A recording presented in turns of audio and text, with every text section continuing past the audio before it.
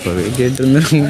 என்ன கேட்டிருந்த? இல்லடி நான் அப்போவே அதான் அந்த விஷயத்த அப்போவே நான் பண்ணியிருந்தேன். என்னங்க எனக்கு ஒண்ணுமே புரியல. அதுதானப்பா எனக்கும் புரியல.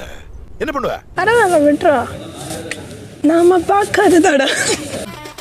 ஜாலியா இருக்க.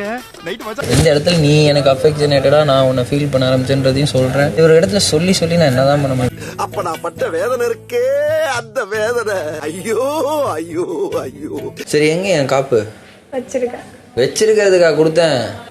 ஓஹோ, கதை இப்படி போகுதா? அது நான் ட்ரெஸ் கழட்டுமா அது பாட்டு கலந்து எங்கேயோ தொலைச்சிட்டேன். இவர்தான், இவருக்கு இதான் வேலை. எங்க நிஜமா இருக்கு. தொலைச்சிட்டியா? என்னோட ரெண்டும் இருக்கு. இல்லன்னா அரிசி கடை நடத்த முடியுமா? நான் தர்ஷிகா கிட்ட பண்ணது வந்து அது ஒரு மிஸ்டேக், ஒரு தப்பு. பேச வேணாம் அப்படி சொன்னா எப்படி பாக்ஸ்? அதெல்லாம் முடியாது, போயா. நீ எப்படி அதை எடுத்துக்கிட்ட அப்படின்றது எனக்கு தெரியலன்ற ஒரு கவலை எனக்கு ரொம்ப மேஜராக இருந்துச்சு. நான் எப்படி எடுத்துக்கணுமோ அப்படிதான் எடுத்துருக்கேன்.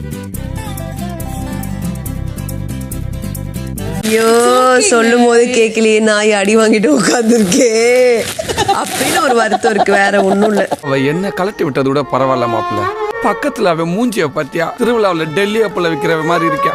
சில்லித்தனமா பண்ணி வாழ்க்கையில ரொம்ப ரெக்ரெட் பண்றேன். சேச்சே, நினைக்கவே ரொம்ப கேவலமா இருக்கு சாமி. புரிஞ்சா சரி. இதை மட்டும் எமோஷனலா எடுத்துக்காதன்னு 1000 வாட்டி சொன்னேன். ஏன் இப்படி ஒரு பண்ண நினைச்சு ஒத்துக்கிட மனசு இல்லனாலும்